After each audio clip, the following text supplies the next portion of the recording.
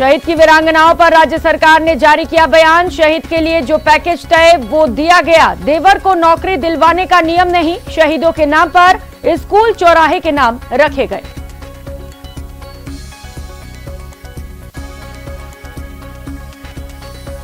और न्यूज 18 राजस्थान की बादशाहत बरकरार, लगातार 22वें हफ्ते भी पहले नंबर पर। प्यार और भरोसे के लिए शुक्रिया राजस्थान।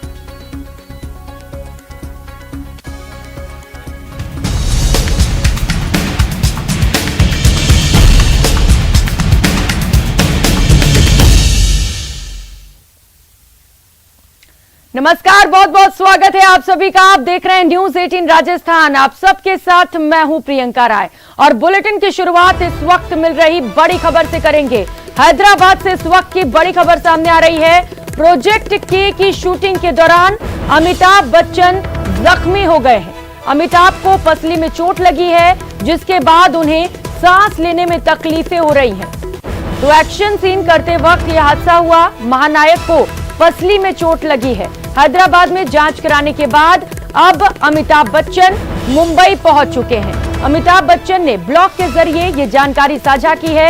इस वक्त आपको दिखा रहे हैं वो ब्लॉग जो अमिताभ बच्चन ने शेयर कर ये बड़ी जानकारी साझा की है। महानायक अमिताभ बच्चन ने ये जानकारी दी है कि प्रोजेक्ट के की शूटिंग के दौरान उन्हें चोट लग गई, पसली में चोट लगी है, जिसके चलते उन्हें सांस लेने में तकलीफ हो रही है। पहले हैदराबाद में उन्होंने प्राथमिक उपचार कराया और उसके बाद वो वापस मुंबई के लिए रवाना हो गए।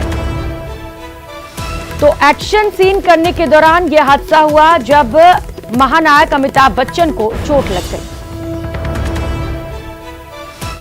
यूपी के प्रयागराज में एक और शूटर ढेर हुआ। इस वक्त की सबसे बड़ी खबर आपको बता दें, उत्तर प्रदेश से यह खबर सामने आ रही है।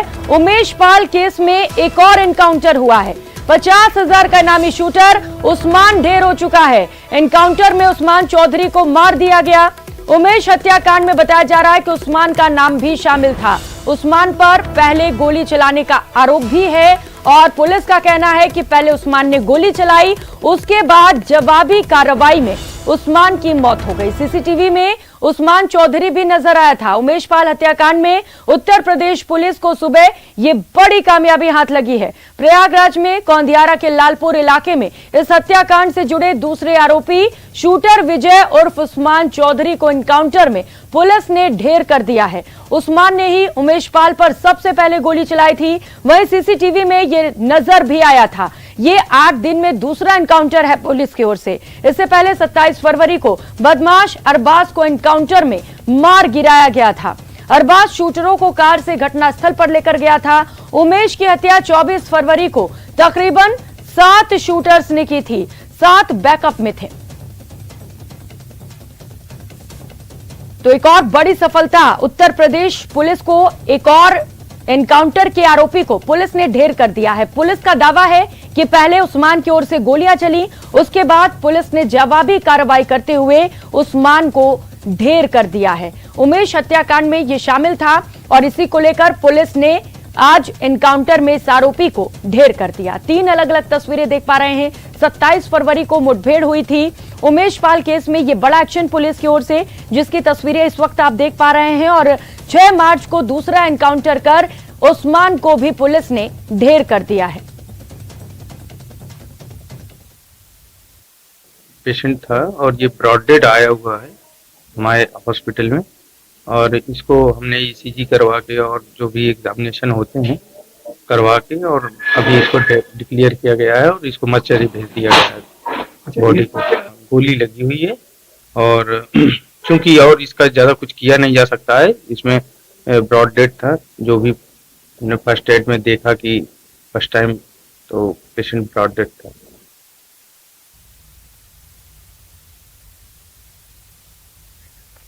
और जयपुर से बड़ी खबर सामने आ रही है। श्यामनगर इलाके में बैंक में लूट की वारदात हुई है। इंडियन ओवरसीज बैंक में लूटपाट की वारदात को अंजाम दिया गया। बाइक सवार बदमाशों ने हथियार के बल पर लूटपाट की है। सूचना पर पुलिस भी मौके पर पहुंची हुई है और पुलिस अब पूरे मामले को लेकर जांच कर रही है।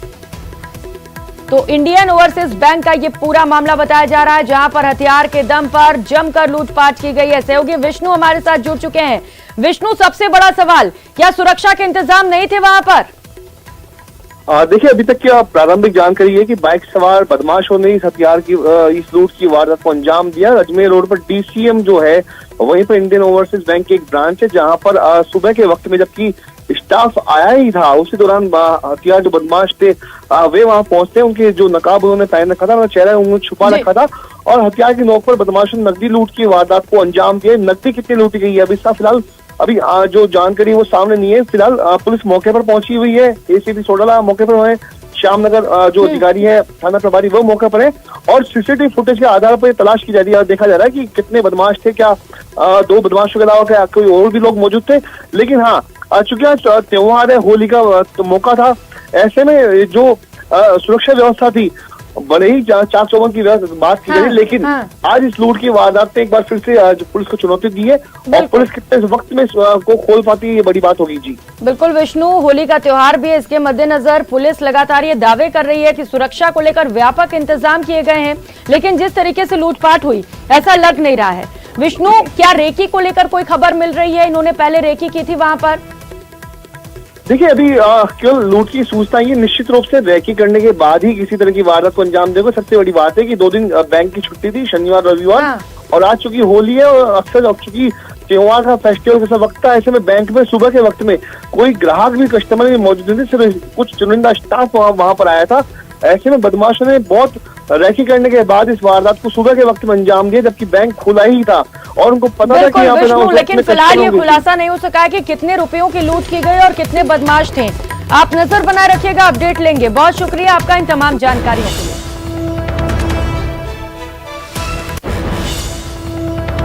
जयपुर से बड़ी खबर, इंडियन ओवरसीज बैंक में लूटपाट की वारदात को अंजाम दिया गया है। कुछ बदमाश बाइक से वहां पर पहुंचे और हथियार के बल पर लूटपाट की गई है। पुलिस पूरे मामले को लेकर जांच कर रही है। और जोधपुर से इस वक्त की बड़ी खबर सामने आ रही है। तिवरी में रेप पीड़िता की हत्या की कोशिश की गई है। दुष्कर्म पीड़िता को कमरे में बंद कर उसके साथ मारपीट की गई। आरोपी ने पीड़िता का गला घोटने की भी कोशिश की। कमरे में बिजली करंट से झटके देने के भी आरोप हैं। पीड़िता के चाचा ने इसे लेकर एफआईआर दर्ज करवाई है। तो रेप पीड़िता की हत्या की कोशिश की गई है। बताया जा रहा है गला घोटकर रेप पीड़िता को जान से मारने की कोशिश की गई है। पीड़िता ने इसे लेकर एफआईआर दर्ज करा दी है और अब पुलिस पूरे मामले को लेकर जांच कर रही है। और जोधपुर से इस वक्त की बड़ी खबर सामने आ रही है। पुलिस की नाक के नीचे से डंपर पार हो गए। थाने में बजरी से भरा डंपर चोरी हो गया है।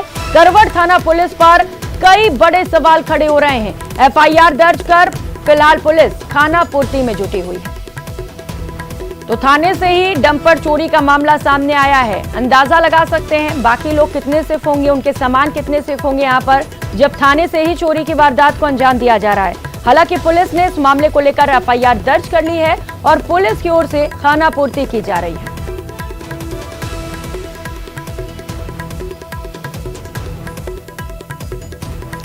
तो पुलिस की कार्यशैली पर कई बड़े सवाल खड़े हो रहे हैं, क्योंकि थाने से ही डंपर चोरी का मामला सामने आ रहा है। और बीकानेर से बड़ी खबर सामने आ रही है। सीमावर्ती इलाकों में अवैध जिप्सम का खनन वन विभाग के डबल अलॉटमेंट भूमि से हो रहा है। काजूवाला के 11 पीकेडी में देर रात को जिप्सम का खनन हुआ।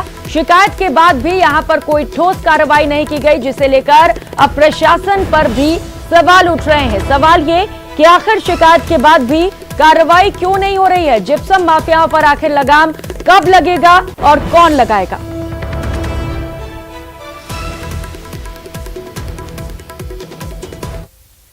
और भरतपुर से बड़ी खबर सामने आ रही है। ट्रिपल मर्डर के मुख्य आरोपी को गिरफ्तार कर लिया गया है। मुख्य आरोपी लाखन की गिरफ्तारी हुई है। फायरिंग में 3 लोगों की मौत हुई थी। 10,000 का ये नामी बदमाश है लाखन, जिसे पुलिस ने गिरफ्तार किया है, जिसकी तस्वीरें इस वक्त आप देख पा रहे हैं। कुम्हेर के सिकरोरा गांव का ये पूरा मामला है। 26 नवंबर 2022 को इसने मर्डर किया था, जिसका ये मुख्य आरोपी बताया जा रहा है। 10,000 रुपए के इनाम की घोषणा इस आरोपी पर की गई थी और इस बीच पुलिस को बड़ी सफलता हाथ लगी है। पुलिस ने ट्रिपल मर्डर के मुख्य आरोपी को गिरफ्तार कर लिया है।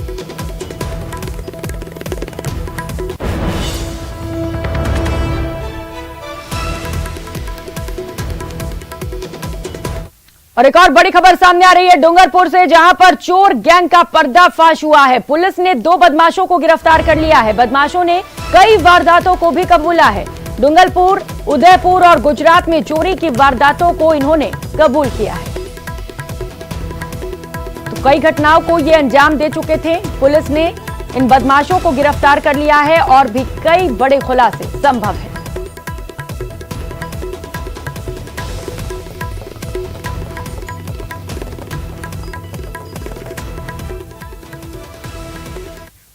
और रुक करेंगे इस बीच मिल रही एक और सबसे बड़ी खबर का। बिहार के पटना से इस वक्त की बड़ी खबर सामने आ रही है। राबड़ी देवी के आवास पर सीबीआई की रेड पड़ी है।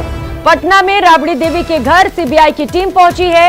राबड़ी देवी अपने आवास पर ही मौजूद हैं। राबड़ी देवी से पूछताछ करने के लिए सीबीआई की टीम यहां पर पहुंची हुई है। तेज प्रताप यादव भी इस वक्त आवास पर ही मौजूद हैं। जमीन के बदले नौकरी का ये पूरा मामला है, जिसे लेकर इस वक्त जांच एजेंसी यहां पर पहुंची हुई है और लगातार इन लोगों से पूछताछ की जा रही है।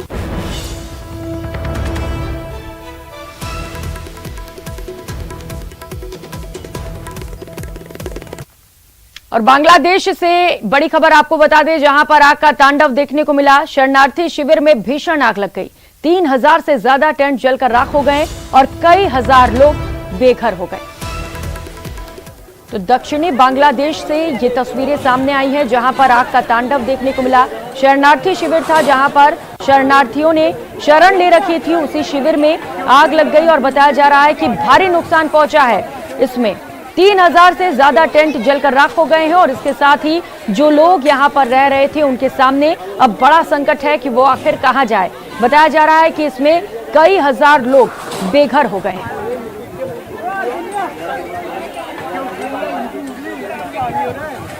तो चारों ओर चीख पुकार सुनाई दे रही है, क्योंकि कई हजार लोग इस अगलगी में बेघर हो गए हैं। हालांकि अभी ये पता नहीं चल सका है कि आखिर ये आग लगी कैसे, क्या वजह इसके पीछे, ये जांच के बाद पता चल सकेगा। और प्रधानमंत्री नरेंद्र मोदी ने आज वीडियो कॉन्फ्रेंसिंग के जरिए हेल्थ एंड मेडिकल रिसर्च पर पोस्ट बजट के वेबिनार को संबोधित किया। इस दौरान पीएम ने कहा, दुनिया का ध्यान अब हेल्थ केयर पर है और इस क्षेत्र में भारत एक कदम आगे बढ़कर काम कर रहा है। हमने हेल्थ केयर को सिर्फ स्वास्थ्य मंत्रालय तक सीमित नहीं रखा, बल्कि पूरी सरकार पर बल दिया है। दुनिया का ध्यान पहले से कहीं ज्यादा अब हेल्थ केयर पर आया है, लेकिन भारत की अप्रोच सिर्फ हेल्थ केयर तक ही सीमित नहीं, बल्कि हम एक कदम आगे बढ़कर वेलनेस के लिए काम कर रहे हैं। इसलिए हमने दुनिया के सामने एक विजन रखा है, वन अर्थ वन हेल्थ, यानी जीव मात्र के लिए, चाहे वो इंसान हो, एनिमल्स हो, प्लांट्स हो, सबके लिए एक होलिस्टिक हेल्थ केयर की बात कही है। और बात पानी के लिए हो रही परेशानी की करेंगे। झुंझुनू के छावसरी गांव के लोगों ने इस बार होली गांव में धर्मशाला में चल रहे धरना स्थल पर मनाने का फैसला लिया। ग्रामीणों ने बताया कि जल जीवन मिशन के तहत गांव में तकरीबन 1200 घरों में कनेक्शन दिए गए थे। लगातार पानी घर तक पहुंच भी रहा था, लेकिन बिजली विभाग ने पीएचईडी को करीब 26 लाख रुपए का बिजली का बिल थमा दिया, जिसे पीएचईडी ने जमा नहीं करवाया। इसके कारण पिछले दिनों बिजली विभाग ने गांव में स्थित 4 ट्यूबवेल तथा पंप हाउस का कनेक्शन काट दिया। कनेक्शन काटने के साथ ही पूरे गांव में पानी की सप्लाई भी बंद हो गई। की बार होली का पर्व है, हम सभी ग्रामवासी, छावसरी के ग्रामवासी सार्वजनिक धर्मशाला में ही मनाएंगे। जब तक हमारा पीएचडी द्वारा, या चाहे ग्राम पंचायत ग्रहण करे चाहे पीएचडी ग्रहण करे, हम ये चाहते हैं हमारा जितना भी पानी का बिजली का बिल बकाया है वो पूरा का पूरा बिल राजस्थान सरकार दे, हम ग्रामवासी नहीं देंगे। इतने दिन हम धरने पे रहेंगे जितने दिन हमारी मांग, चाहे वो 2 दिन में पूरी हो और चाहे 2 महीने पूरी हो। और अब खबर बारिश के बेमौसम मार्ग की करेंगे। रामगंज मंडी में एशिया की प्रसिद्ध धनिया मंडी में बारिश के चलते लोगों को भारी परेशानियों का सामना करना पड़ा। बेमौसम बारिश से होने से खेतों से लेकर कृषि उपज मंडी में किसान अपनी फसल को बचाने में जुटे रहे। बेमौसम आई बारिश ने किसानों की नींदें उड़ा दी। बारिश से कई किसानों की उम्मीद पर पानी फिर गया। वहीं कृषि उपज मंडी में सूखने के लिए रखी हुई धनिया की फसल बारिश में बह गई। किसान के अनुसार बारिश में 15 क्विंटल धनिया नाले में बह गया। धनिया गीला हो गया और कम से कम 1 कुंटल 1.5 कुंटल बेचे भी गया। कितनी मशक्कत करनी पड़ी बारिश के टाइम में? बहुत मशक्कत करनी पड़ी, हमको बहुत परेशान हो गए। रात भर नींद निकाली, सोए नहीं रात। हरा धनिया लेके आया था मैं गांव से। और अब बात राजसमंद में सफल ऑपरेशन के बाद बच्चे को नए जीवन दान की करेंगे। राजसमंद जिले के नाथद्वारा राजकीय समान चिकित्सालय में एक 10 साल के बालक की आंत का जटिल सफल ऑपरेशन कर चिकित्सकों ने बच्चे को एक नया जीवन दान दिया। डॉक्टरों ने बताया कि बच्चे को लगातार उल्टियां हो रही थीं और आंत कभी भी फट सकती थी। ऐसे में बच्चे की गंभीर स्थिति को देखते हुए तुरंत ऑपरेशन का फैसला लिया गया। तो हमने उसको 2 दिन दवाइयों से देखा कि अगर लैट्रिन आ जाती है तो अच्छा है, लेकिन जब उसको नहीं आ रही थी तो हमने उसका ऑपरेशन किया। पूरी एनेस्थीसिया टीम हमारे साथ थी। पहली बात तो पहला चैलेंज तो ये होता है कि इतने छोटे बच्चे को बेहोश करना, जो छोटे सेंटर पे पॉसिबल नहीं होता, वो यहाँ पे किया गया। हमारे पीडियाट्रिक सर्जन हैं डॉक्टर गुंजन शर्मा, उन्होंने टेस्ट किया तो बच्चों के अंदर इंट्यूबेशन है, उनको वेंटिलेट करना रहता है, उनके अंदर फिक्स डोजेज होती हैं जो जिससे उनको पैरालाइज करना है, पेन मैनेजमेंट करना है, फ्लूइड देना है। ये सारे चैलेंजेज होते हैं, लेकिन उसको सक्सेसफुली आज यहाँ पे ऑपरेट किया। और जयपुर से बड़ी खबर सामने आ रही है। शहीद की वीरांगनाओं से जुड़ी इस वक्त की बड़ी खबर आपको बता दें, राज्य सरकार ने बयान जारी कर दिया है। शहीद के लिए जो पैकेज तय है वो दे दिया गया है। वीरांगनाओं ने बच्चों के लिए नौकरी सुरक्षित रखी थी। देवर को नौकरी दिलवाने का नियम नहीं है। पुलवामा के शहीदों के नाम पर स्कूल और चौराहे के नाम पहले ही रख दिए गए हैं। शहीद की वीरांगनाओं की ओर से लगातार अपनी मांगों को लेकर धरना प्रदर्शन किया जा रहा है। इस बीच सरकार की ओर से बयान भी सामने आए हैं। सरकार ने साफ और स्पष्ट तौर पर कह दिया है कि जो मांगे इनकी ओर से की जा रही हैं, उन्हें पहले ही पूरा कर दिया गया है। तो शहीद के लिए जो पैकेज तय किया गया था वो दे दिया गया है। और इसके साथ ही सरकार ने यह भी साफ किया है कि वीरांगनाओं ने बच्चों के लिए नौकरी सुरक्षित रखी थी। देवर को नौकरी दिलवाने का नियम कानून नहीं है। और बात स्कूल कॉलेजों में होली के उत्साह की। कोटा शहर में उत्साह का माहौल नजर आने लगा है। सामाजिक संस्थाओं और शिक्षण संस्थाओं द्वारा होली से होली खेलने के कार्यक्रम आयोजित किए जाने लगे हैं। कोटा जीडीबी कॉलेज में भी छात्राओं द्वारा होली खेली गई। छात्राओं ने बड़े ही उत्साह के साथ एक दूसरे को गुलाल लगाया और उत्साह के साथ होली के पूर्व होली का त्योहार मनाया। इस दौरान छात्राओं ने संदेश दिया कि हमें पक्के रंग से और केमिकल युक्त रंगों से होली नहीं खेलना चाहिए, सिर्फ गुलाल या अच्छे वाले रंगों का ही इस्तेमाल करना चाहिए।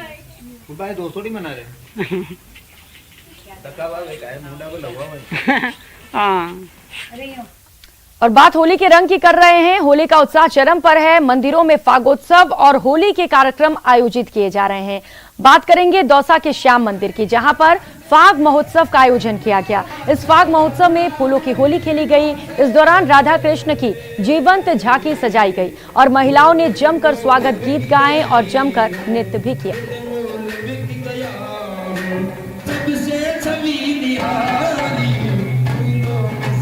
इस दौरान फूलों की होली खेली गई। इस फूलों की होली के लिए सैकड़ों किलो फूल भी मंगवाए गए। इस दौरान कई घंटे तक भक्ति रस में सराबोर महिलाओं ने फूलों की होली का आनंद उठाया।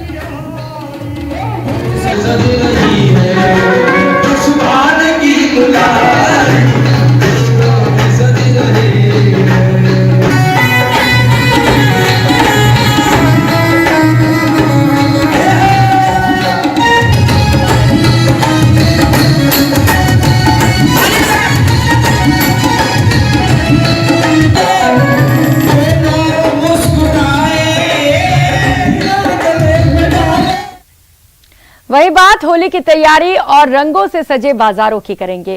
टोंक शहर में 2 दिवसीय रंगोत्सव के लिए बाजार में रंगीन रंग दिखाई दे रहे हैं। रंग गुलाल की खरीदारी के लिए बाजार सजकर तैयार है। महिला, पुरुष और बच्चे अपने पसंद के अनुसार रंग गुलाल और अन्य सामान खरीद रहे हैं। टोंक शहर में लगने वाली अस्थायी दुकानों पर खरीदारी की रौनक दिखाई दे रही है। होली में सबसे ज़्यादा महत्व रंगों का होता है और मुझे रंग बहुत ज़्यादा पसंद है, इसलिए मैंने सभी तरह के रंग लिए हैं। और इस बार लग रहा है कि होली की थोड़ी सी चहल पहल लग रही है। आजकल हर व्यक्ति बढ़िया गुलाल लेना चाह रहा है और सब बढ़िया लेके जा रहा है गुलाल। कोटा से खबर है, जहां पर रियासत काल से ही होली के अवसर पर जगह जगह होली के साथ झांकियां बनाने की भी परंपरा है। नयापुरा थाना के अंतर्गत आदर्श होली में भी झांकियां बनकर तैयार हो गई हैं। यहां पर शहरवासी होली में राष्ट्रीयता से लेकर धार्मिक और शहर के विकास की झांकियां बनाते हैं। इस बार के आदर्श होली में कोटा चंबल रिवर फ्रंट को हूबहू और बखूबी दर्शाया गया है। इसके साथ ही चंबल माता की मूर्ति की झांकी भी इसमें दर्शाई गई है। वहीं करौली में सांप्रदायिक तनाव के दौरान एक मासूम बच्चे को बचाने वाले कांस्टेबल को भी खूबसूरत झांकी में दर्शाया गया। आदर्श होली की खूबसूरत झांकियों का जायजा लिया हमारे संवाददाता ओम प्रकाश मारू ने।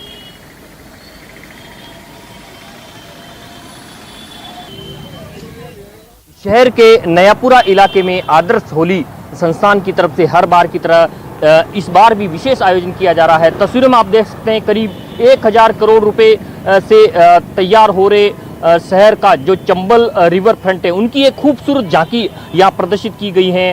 होली की झांकियाँ है, उनकी खूबसूरत तस्वीर आप यहाँ देख सकते हैं। यहाँ के जो आयोजन करता है राकेश शर्मा, उनसे बातचीत करते हैं। क्या इस बार खासियत है, क्योंकि हर बार आप कुछ नया करने का करते हैं? जी हाँ, जो आदर्श होली की पहचान है, जो लोग अपेक्षाएं रखते हैं आदर्श होली से, उसी के तहत हमने जो कोटा शहर में इस समय सबसे ज़्यादा गली गली में जो चर्चा है वो चंबल रिवर फ्रंट का है। चंबल रिवर फ्रंट कोटा की आन बान शान और पहचान बनने जा रहा है। 1000 करोड़ का ये प्रोजेक्ट है, तो उसी के तहत एक संदेश देने के लिए हमने ये 40 मीटर लंबा चंबल रिवर फ्रंट का मॉडल बनाया है। यहाँ पे इसमें हूबहू 15 फीट ऊंची हमारी चंबल माता की प्रतिमा है। दुनिया की सबसे बड़ी घंटी जो लगने जा रही है उसका मॉडल है। यहाँ पे बावड़ी है, एक लाल किला है, उस तमाम जो क्षेत्र हैं चंबल रिवर फ्रंट में वो हमने यहाँ दर्शाए हैं। इस चंबल रिवर फ्रंट की वजह से चंबल की भी दशा सुधरी है। आज करीब 1000 करोड़ रुपए की लागत से तैयार हो रहे हैं खूबसूरत चंबल रिवर फ्रंट की ये खूबसूरत झांकी या नयापुरा स्थित जो है इलाके में यहाँ देखने को मिल रही है। और इसको देखने के लिए जो है शहर ही नहीं बल्कि आसपास से और सुदूर अंचल के लोग यहाँ आ रहे हैं और इस खूबसूरत नज़ारे को देख रहे हैं। कोटा से न्यूज़ 18 राजस्थान के लिए ओम प्रकाश मारू। और बात है हर्बल होली के प्रयास की। पाली जिला मुख्यालय से करीब 150 किलोमीटर दूर भीमाना क्षेत्र में आदिवासी महिलाओं ने पलास के फूल से हर्बल गुलाल बनाना शुरू कर दिया। आज आदिवासी महिलाएं जंगलों में लकड़ी बीनने की जगह इन फूलों को बीनती हैं और इससे अपना रोजगार भी चलाती हैं। तकरीबन 2000 से ज्यादा महिलाएं 10 गांव से इन पलाश के फूलों को इकट्ठा कर अलग अलग प्रक्रियाओं से गुजरकर अलग अलग रंगों में हर्बल गुलाल को तब्दील करती हैं।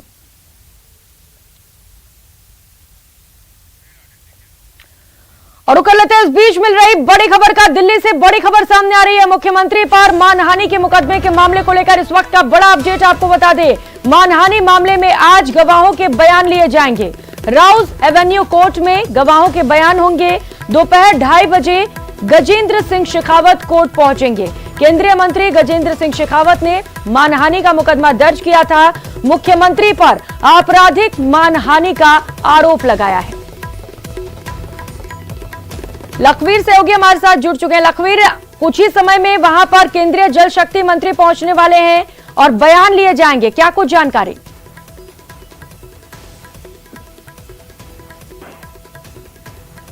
मेरी आवाज मिल पा रही है आपको लखवीर?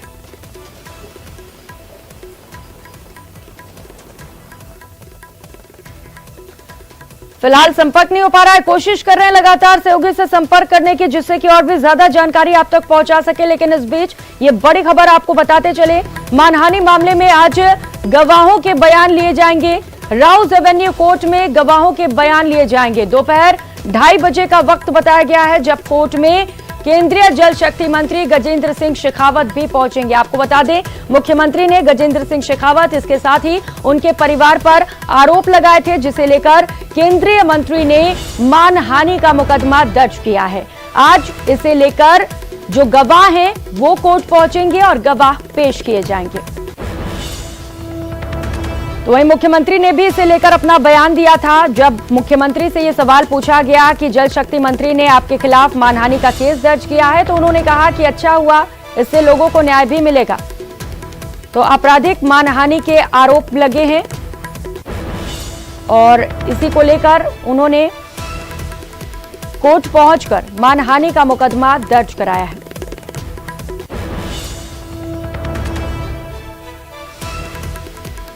तो सीएम पर मानहानि के मुकदमे से जुड़ी इस वक्त की बड़ी खबर आपको बता रहे हैं। मानहानि मामले में आज गवाहों के बयान पेश किए जाएंगे। राउज एवेन्यू कोर्ट में गवाहों के बयान दर्ज होंगे। दोपहर 2:30 बजे केंद्रीय जल शक्ति मंत्री गजेंद्र सिंह शेखावत भी कोर्ट पहुंचेंगे, यहां पर वे अपना बयान देंगे।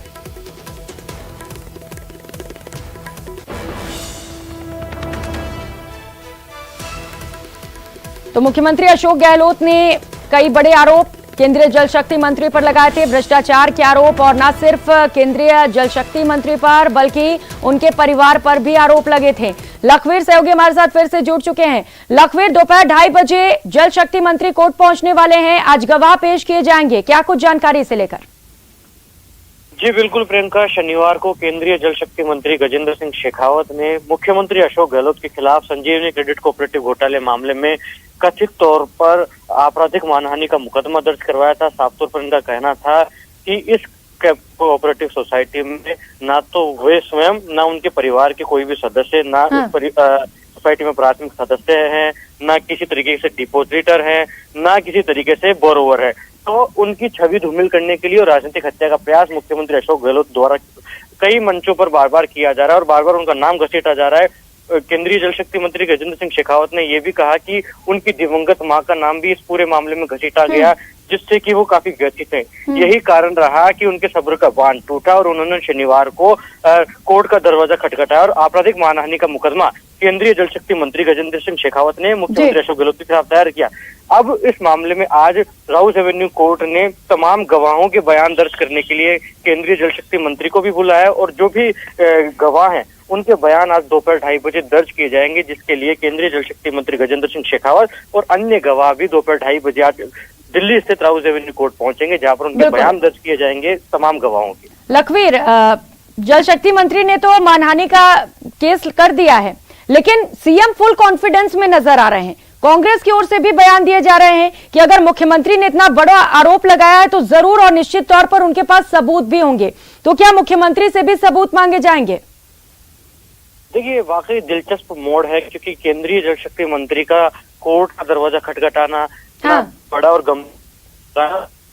अशोक गहलोत द्वारा ये कहा जाना कि अगर केंद्रीय जल शक्ति मंत्री के कोर्ट जाने से, मेरे ऊपर आरोप लगाने से अगर संजीवनी पीड़ितों को न्याय मिलता है तो हम उसका स्वागत करते हैं। इसके साथ साथ उन्होंने एक चीज और सुनिश्चित की मुख्यमंत्री अशोक गहलोत ने कि केंद्रीय मंत्री को अगर इस मामले में कोई भी मदद चाहिए तो।